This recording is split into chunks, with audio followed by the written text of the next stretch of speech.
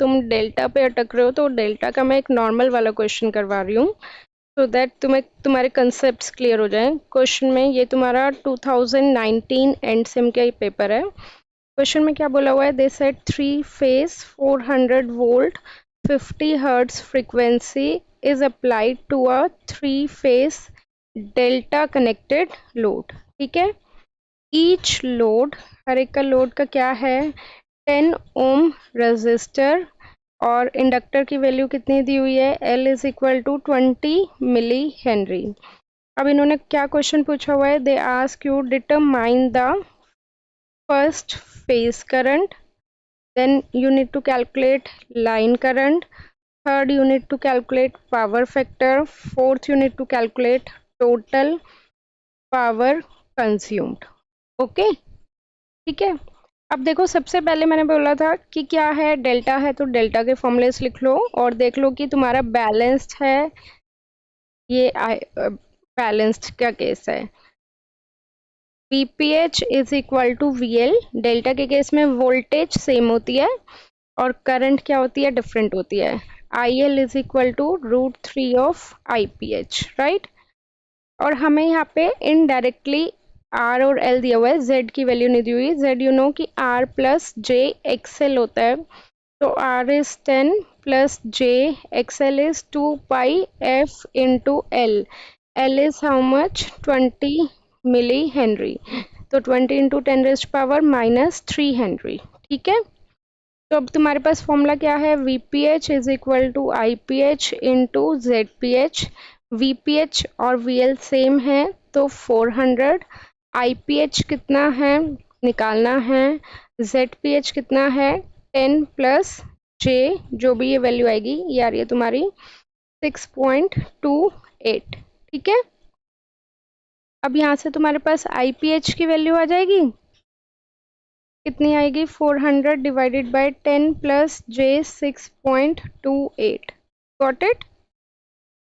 इसको सॉल्व करके IPH आ जाएगा, IPH आ गया तो √3 टाइम्स ऑफ लाइन करंट, उसको √3 से मल्टीप्लाई कर देना, IL आ जाएगा। नेक्स्ट तुम्हें निकालना है पावर फैक्टर। पावर फैक्टर बताओ कैसे निकालोगे, जो तुम्हारा IPH आया है उसको √3 से मल्टीप्लाई करोगे तो ही तो तुम्हारा IL आएगा।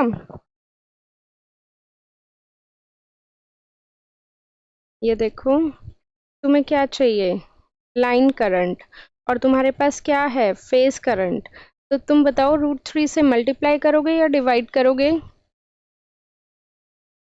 अब cos फाई, cos, यहाँ से तुम IPH की वैल्यू निकालोगे तो करंट का कुछ एंगल आएगा, वोल्टेज का एंगल कितना है, 0 है, वोल्टेज ऑलरेडी मेंशन है, तो वोल्टेज और करंट के बीच का एंगल क्या हो जाएगा, तुम्हारा फाई हो जाएगा। मान लो कि करंट का तुम्हारा एंगल आया 25.5 और वोल्टेज का 0 है, तो फेजर डायग्राम बना के देख लेना, 0 और 25.5, तो कितना एंगल है इन दोनों के बीच का, that is phi is equal to 25.5। ठीक है, आया नहीं है, मैं एक एजम्पशन बेसिस पे बता रही हूँ कि इस तरह से फाई निकाल लेंगे।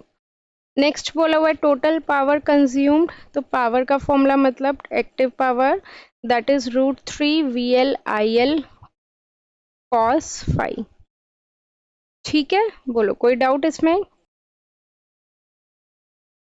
ये वाला क्वेश्चन तुम्हारा डेल्टा पे बेस्ड है, ठीक है, और ये वाला क्वेश्चन, एक मिनट, उसके बाद तुम्हें किस पे करना है, स्टार पे करना है।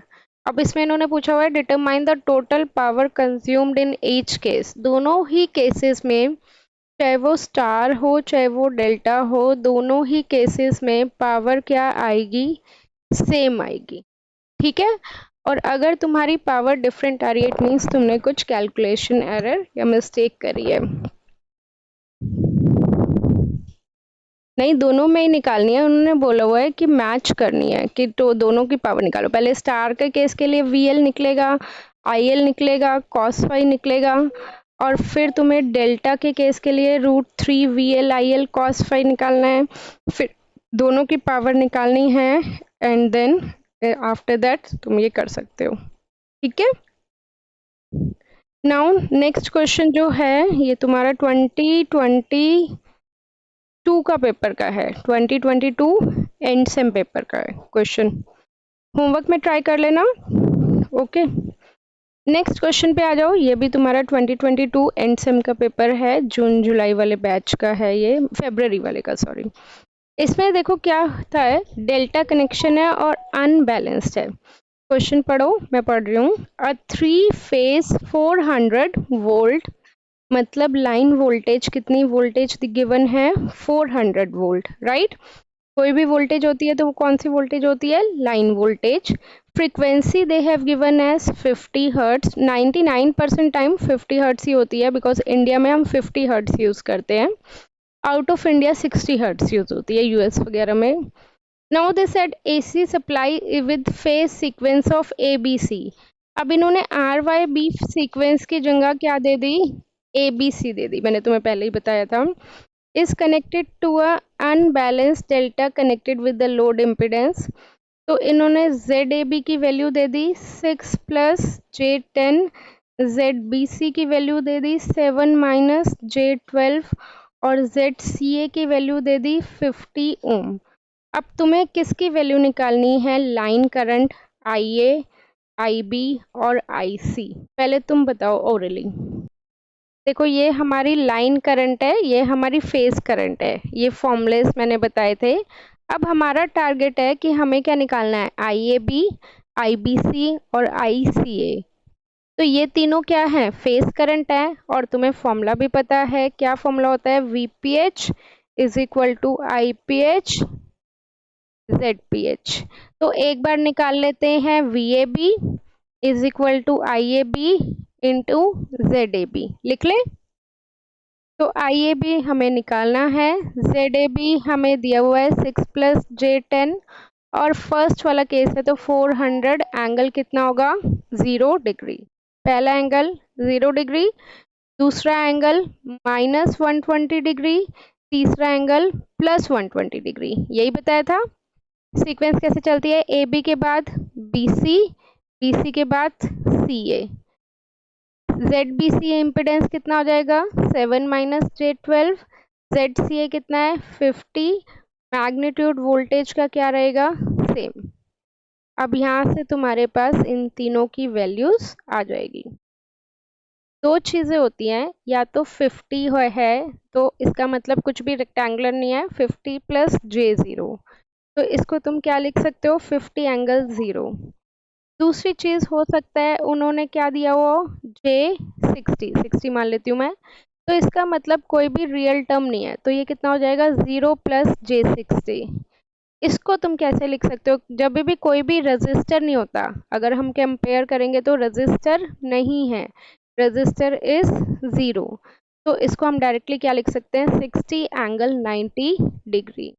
क्योंकि जब भी प्योर रजिस्टर नहीं होता तो या तो वो क्या होता है, प्योर इंडक्टर होता है और या फिर प्योर कैपेसिटर होता है। या ये याद नहीं रखना तो मत रखो, इसको तुम डायरेक्ट कैलकुलेटर में डाल लेना।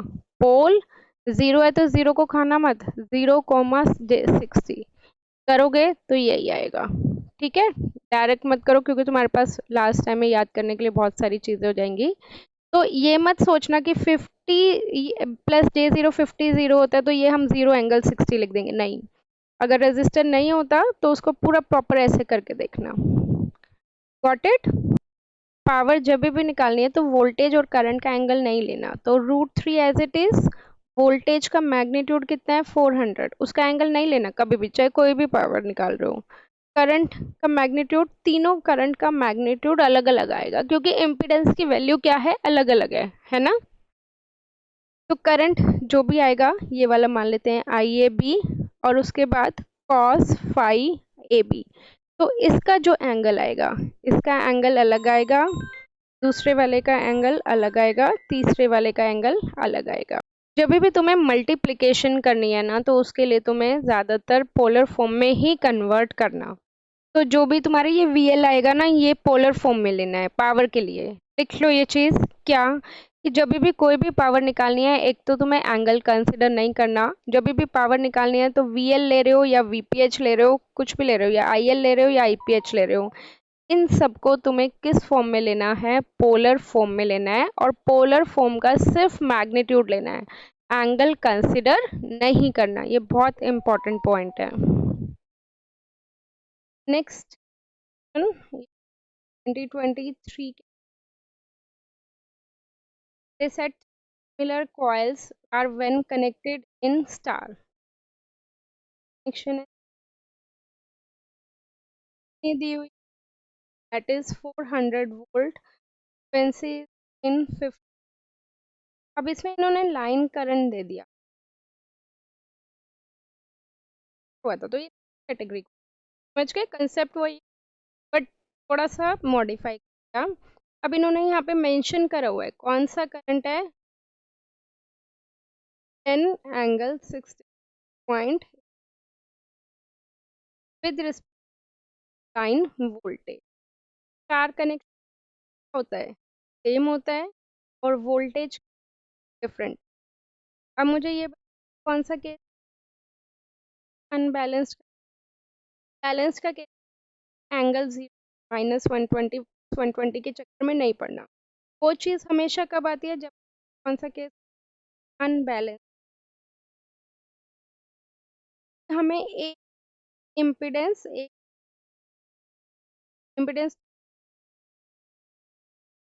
राइट, अगर करंट अलग अलग हो मान लेते कि,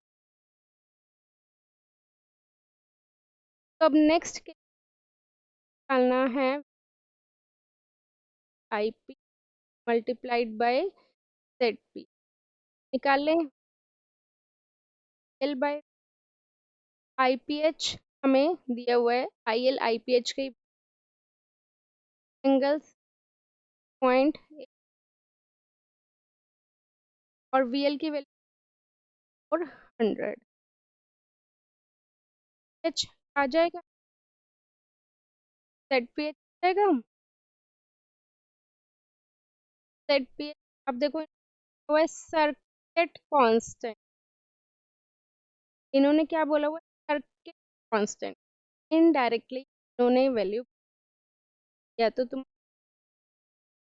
होगा या सी का, बट वहां से हम आएगा जेड पी। एक बार निकाल के मुझे बताना। अब देखो यहाँ से हमारे आ गई, राइट। सर्किट कांस्टेंट मतलब आर एल से, फिर ये जेड पी एच, आर और एल इंडिविजुअल वैल्यू। अब हमें एक और पता है cos phi R by, correct, Z की वैल्यू मेरे पास आर, मैग्नीट्यूड लेंगे 23, एंगल लेंगे तो फाई एंगल कितना आ रहा है, एंगल तुम्हें पता क्या होता है, वो करंट के बीच, राइट, तो एंगल डायरेक्टली आ गया 0.66, यही आ गया है ना एच का, cos phi, phi is how much, वही होगा वोल्टेज और करंट एंगल, या फिर इम्पीडेंस होता है फाई होता है। मैं ये लिख रही हूँ ना, वोल्टेज एंगल कितना है, करंट कितना है 6.6, ये मतलब इम्पीडेंस का ही, ओके।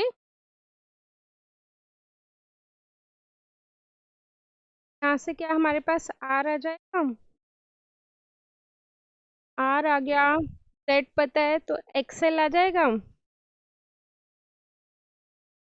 और एक्सएल तो एल आ जाएगा। यहाँ से हमारे आर की value around 9 ohm, standard notation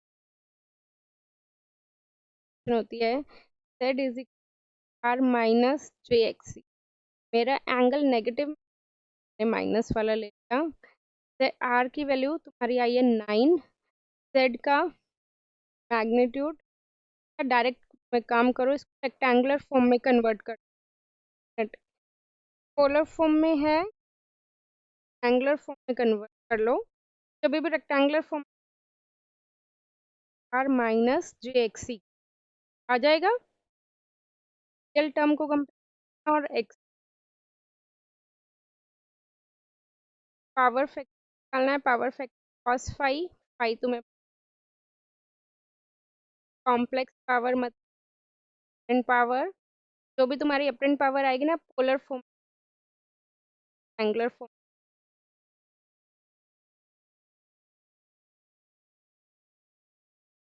z is equal to R minus J, z equal to R plus J X L, apparent power is combination of active power plus,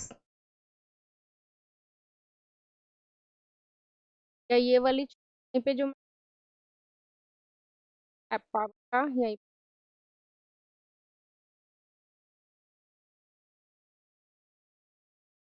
देखो, ये तुम्हारा 2023 में पेपर आया हुआ है सबसे पहले तो मैंने बताया था कि क्या देखना क्या है, स्टार है, राइट। देखो क्या लग रहा है, और ये है तुम्हारी सप्लाई साइड, यहाँ से भी देखोगे तो क्या है, स्टार। स्टार का मतलब क्या होता है कि पॉइंट से सारे कनेक्टेड हैं, बोल रही हूँ स्टार का मतलब क्या होता है, एकल पॉइंट से तुम्हारी वायर्स कनेक्ट, तो इसमें भी तुम्हारी एक सिंगल पॉइंट से वायर कनेक्ट, वायर्स कनेक्ट, तो दोनों ही स्टार है, वाली साइड आई की, और ये वाली साइड है में वायर है। मान लो पंजाब में भाखड़ा नंगल है, तो पंजाब में तुम्हारी इलेक्ट्रिसिटी जनरेट हो रही है, और पंजाब से होकर मणिपाल आ रही है तुम्हारे हॉस्टल में, लोड क्या हो गया तुम्हारा हॉस्टल, पावर को कंज्यूम कर रहे हो, और पंजाब से लेकर मणिपाल तक के डिस्टेंस इम्पिडेंस ना, वायर के बीच में इम्पिडेंस है, रेजिस्टेंस, ठीक है। अब इसमें तुम्हें क्या पता लगा, एंगल अलग अलग,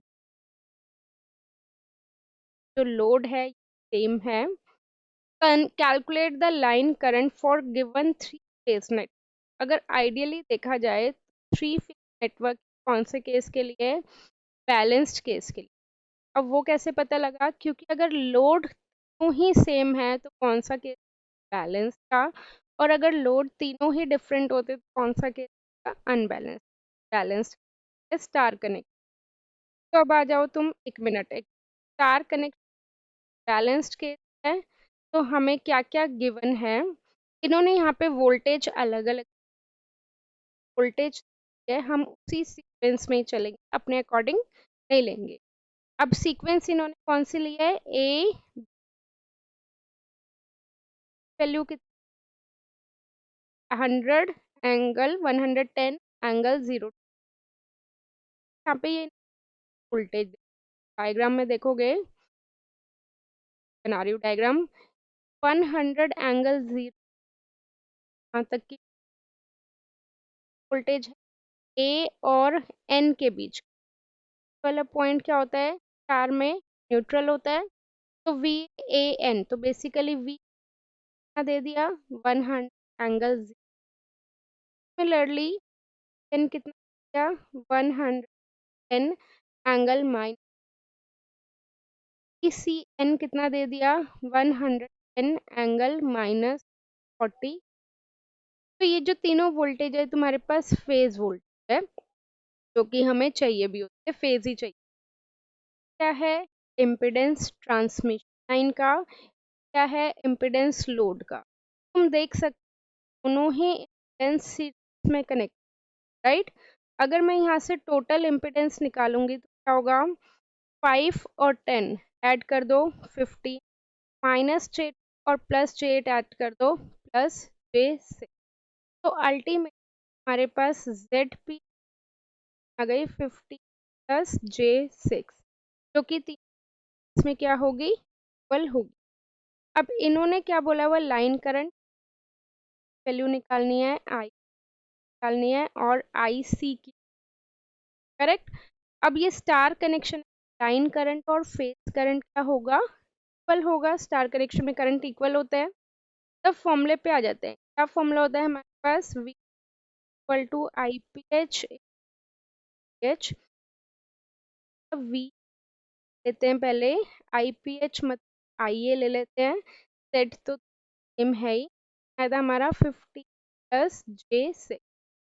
PAN की वैल्यू 110 ∠0 इक्वल टू IA निकालना है, तो ये यहाँ पे ले जाएंगे, आ जाएगा 50 प्लस।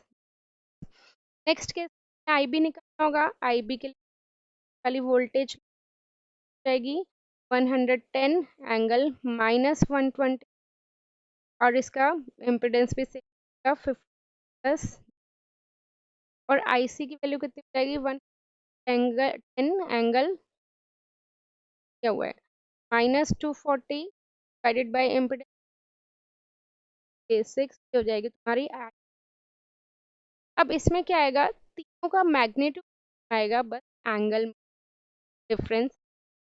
मैग्नीट्यूड हमारा तो बैलेंस, इन्होंने सिर्फ लाइन करंट्स पूछे, लाइन करंट। अब बताओ मुश्किल था ये क्वेश्चन, ये वाला question direct question. H equal to IP simple है, करंट आ जाएगा, लाइन आ जाएगी, पावर। और अगर तुम्हें मतलब इनबैलेंस का, राइट, नेक्स्ट क्वेश्चन जो तुम्हारा आता है फेस से related is based on power. Power में कि पावर को कैसे मेजर करते हैं, सुना होगा वोल्ट मीटर। वोल्ट मीटर क्या काम करता है, वोल्टेज को मेजर करता है। Similarly will have ammeter, ammeter current को मेजर करता है। And similarly have watt meter, watt meter बताओ किसको मेजर करता है, पावर को। तो हमारे पास अगर दो वॉट मीटर है, दो पावर है, डायरेक्ट cos फाई वाला फॉर्मूला आ जाता है, पावर फैक्टर आ जाता है। ये वाला हैंडबुक में cos फाई का हर एक बुक वाले फॉर्म में तुम्हारी हैंडबुक वाला ही बता। तब अगर अलग अलग पीडी देखोगे थोड़ा सा वाले के अकॉर्डिंग बता। इसमें हमारे पास क्या होता है, अगर तुम्हें दो वॉट मीटर दिया, वन एंड दिस न्यूमेरिकल आता है, इन पे बेस डायरेक्ट, और तुमसे पावर फैक्टर, पावर फैक्टर क्या होता है, cos of tan inverse W2 minus W by W1। याद रखना पड़ेगा फॉर्मूला, मतलब हैंडबुक में, हैंडबुक से देख लेना। पावर फैक्टर होता है of power in 3 phase only. अब इसमें W2 क्या है, IL cos ऑफ 30 और W1 क्या है, I L cos of 30 + 5।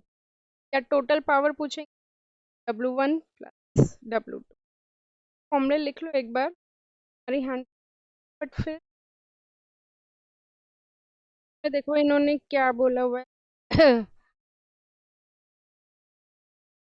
Voltage 440, phase induction motor by 2 watt meter में W1। और ये किसकी वैल्यू दी, नेगेटिव है तो नेगेटिव यहाँ से प्लस मत कर। Calculate the power factor, power factor cos five put करोगे तो आ जाएगी W है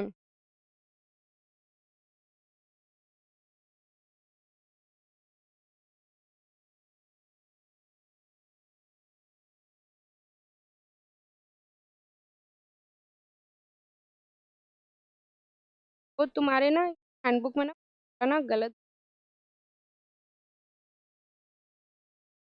वन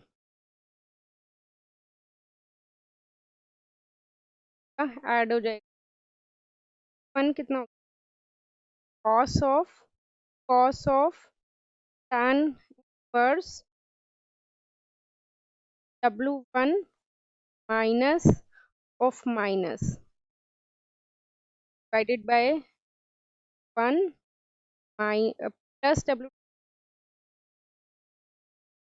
एक बार करेक्ट कर पढ़ा रखा है वन माइनस डब्ल्यू, इन्होंने इंटरचेंज में बुक की यही होता है W one minus W. Coil, coil का मतलब क्या होता है, आर ओ एल का में कॉम्बिनेशन।